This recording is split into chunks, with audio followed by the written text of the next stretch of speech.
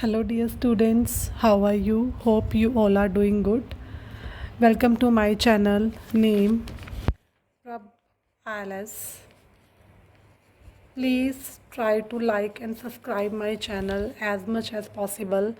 हम कोशिश कर रहे हैं कि अपने इस चैनल के ऊपर जो हमारी अपडेटेड लिस्ट है फ्रॉम मई टू अगस्त 2023 उसके जो क्यू कार्ड है ऑलमोस्ट सभी क्यू कार्ड को हम जल्दी से जल्दी अपडेट करें। But firstly we are trying कि जो अभी इस वाली लिस्ट में नए क्यू कार्ड आए हैं नियर अबाउट 20 to 25 उनको हम जल्दी अपलोड कर दें ताकि आपके अपकमिंग एग्ज़ाम के लिए काफ़ी हेल्पफुल रहे। So today I am going to start a new cue card and that cue card is related to describe a speech. सो हमने यहाँ पे ट्राई किया है कि थोड़ा सा एक अलग आइडिया दिया जाए कि अगर आप किसी पर्टिकुलर टॉपिक को लेके स्पीच बोल रहे हो तो उसके बारे में सफिशेंट नॉलेज नहीं रहता कई बार हमारे पास। So here I am trying to give a unique idea. So your cue card is describe a speech you give. अब आपके पास सबसे पहली बात क्या होनी चाहिए क्यू कार्ड को अटैम्प्ट करने के लिए। जब भी आपके पास एग्ज़ाम में क्यू कार्ड आएगा फर्स्ट ऑफ ऑल आपको ये देखना है कि मेरा क्यू कार्ड किस टाइप के अंदर है। मींस क्यू कार्ड मुझे प्रेजेंट में बोलना है, पास्ट में बोलना है या फ्यूचर में बोलना है। अगर सपोज़ कीजिए आपका क्यू कार्ड है पास्ट में तो आप वहाँ पर अपने उस पेपर के ऊपर जो आपको दिया जाता है आप लिख लीजिए was were, second form, had, क्योंकि इसके बाहर पास्ट कहीं भी नहीं जाता। पास्ट के अंदर हम सिर्फ जनरली यही चीज़ें यूज़ करते हैं। सपोज़ करो आपका फ्यूचर के अंदर है तो आप will, want, shell plus verb की फर्स्ट फॉर्म आप ये उसके ऊपर लिख लीजिए कीजिए, क्योंकि इससे क्या होगा आपका बार बार ध्यान जाएगा। मोस्टली हम क्या करते हैं कि जैसे पास्ट का क्यू कार्ड होता है तो हम इज़ एम आर लगाते रहते हैं जो हमारी सबसे बिगेस्ट मिस्टेक होती है।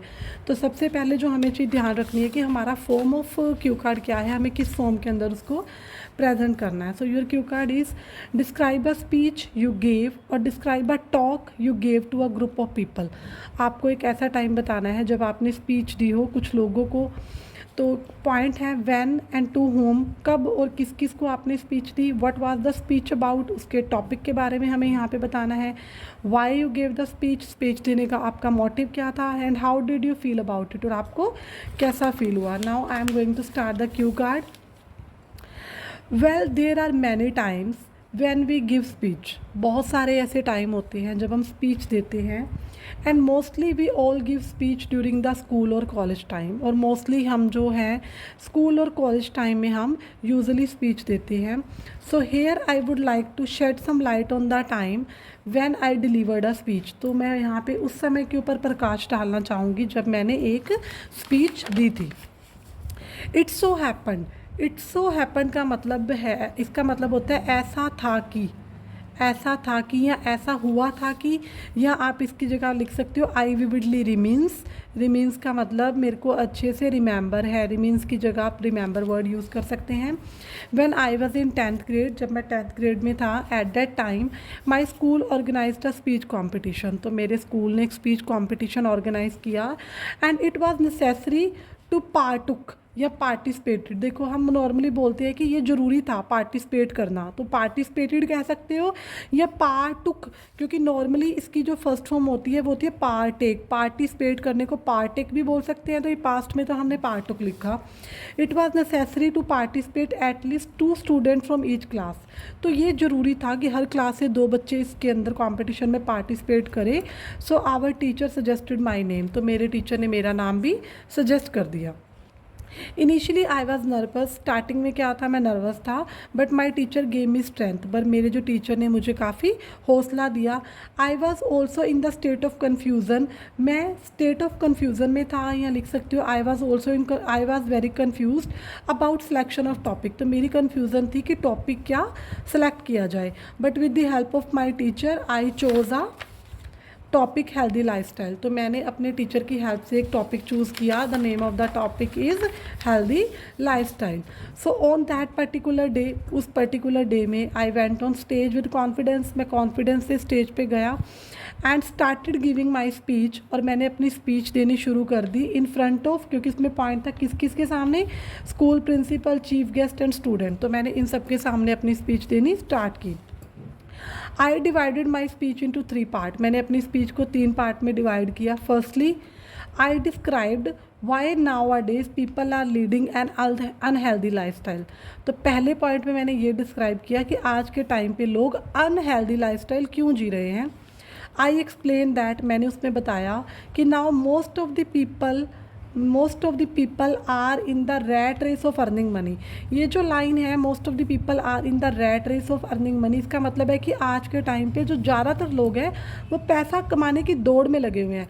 तो दौड़ में लगने के लिए हमने वर्ड यूज़ किया rat race of earning money, and they do not give preference to physical activity. तो इसकी वजह से वो फिजिकल एक्टिविटीज़ को प्रेफरेंस नहीं देते। Mostly children remain glued to mobile. Glued होता है, ग्लू का हमें पता है चिपके रहना, तो हमने उसके लिए वर्ड लगाया कि मोस्टली जो चिल्ड्रन है वो ग्लूड रहते हैं मोबाइल से and TV screen, and this thing give lead to, और इस चीज़ किस चीज़ को बढ़ावा देती है, ये सब चीज़ें health related problem, specially obesity. Obesity क्या होता है, मोटापा, diabetes, sugar and high blood pressure. तो हमने इसमें सिंपली बताया कि मैंने पहले बताया कि अनहेल्दी लाइफस्टाइल लोग लीड कर रहे हैं। क्यों? क्योंकि पैसा कमाने की दौड़ में है, टाइम नहीं है, फिजिकल एक्टिविटीज़ नहीं करते, बच्चे भी मोबाइल फ़ोन के साथ जुड़े रहते हैं, जिसकी वजह से उन्हें हेल्थ प्रॉब्लम्स होती हैं। उसके बाद सेकेंडली आई सजेस्टेड, और मैंने उसके बाद कुछ वे सजेस्ट किए। I suggested some ways to tackle. Tackle की जगह आप लिख सकते हो ओवरकम। ओवरकम होता है बाहर आना किसी चीज़ से।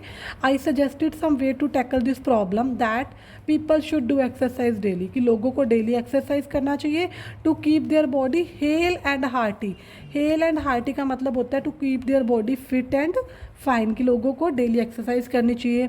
And doing yoga is not only good for physical health, और योगा करना ना कि सिर्फ फिजिकल हेल्थ के लिए अच्छा है, but also provide mental strength also, ये हमें मेंटल स्ट्रेंथ भी प्रोवाइड करता है। और आई एक्सप्लेन दैट, उसके बाद आप ये लिख सकते हो कि फाइनली लिख दो यहाँ पे, क्योंकि हमने कहा था कि हमने 3 भाग में डिवाइड किया। फाइनली आई एक्सप्लेन दैट कि जो रोल है हेल्दी फूड का कांट बी इग्नोर, कि हेल्दी फूड के रोल को इग्नोर नहीं कर सकते, because good and nutritional food provide necessary energy, वो हमें एनर्जी प्रोवाइड करता है, and keep our body fit. I was confident throughout my speech. पूरी स्पीच के दौरान मैं काफ़ी ज़्यादा कॉन्फिडेंट रहा। After listening all the speeches, सारी स्पीच सुनने के बाद our school principal announce the result. तो हमारे स्कूल प्रिंसिपल ने रिज़ल्ट अनाउंस किए, and I got the top slot. Top slot होता है पहली पोजीशन पे आना, या I got the first position, and I was immensely glad at that time. तो उस समय पे मैं काफ़ी ज़्यादा खुश भी था। I was immensely glad at that time. उसके बाद and the chief guest awarded with the medal and trophy, और चीफ गेस्ट ने मुझे मेडल और ट्रॉफी दिया। To cut the long story short, इस सबको शॉर्ट में बताते हुए, that was the time when I gave speech in my school. So वो समय था जब मैंने अपने स्कूल के अंदर स्पीच दी थी। So this is a very simple idea, because अगर आप इसके बारे में बोल दोगे, आप और भी बहुत कुछ बोल सकते हो कि लोग एक्सरसाइज नहीं करते, टाइम नहीं है, किसी एक्सरसाइज के बारे में बता सकते हो आप इसके अंदर किसी चीज़ को, मतलब कि यहाँ पे आपका आइडिया का लैक नहीं रहेगा। इस आइडिया को आप जितना मर्जी इलाबोरेट अपनी तरफ से कर सकते हो। So now I am requesting again to subscribe my channel. Guys, please help me to grow my channel so that we can upload the more videos. Thank you so much.